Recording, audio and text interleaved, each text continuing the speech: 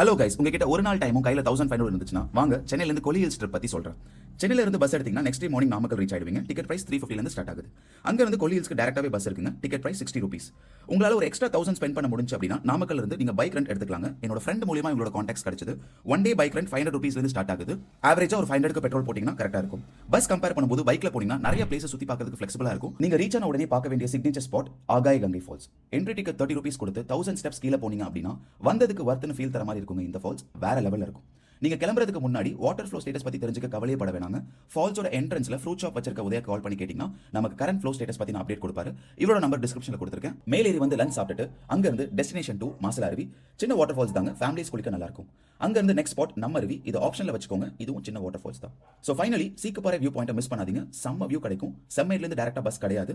5 o'clock close பண்ணிடுவாங்க. அதுக்குள்ள போற மாதிரி பாத்துக்கோங்க. So that's it guys. Kolli ஹில்ஸ்ல இந்த இம்பார்ட்டன்ட் பிளேசஸ்லாம் கவர் பண்ணிட்டு நீங்க சேம் டேவே சென்னைக்கு ரிட்டர்ன் பஸ் ஏறி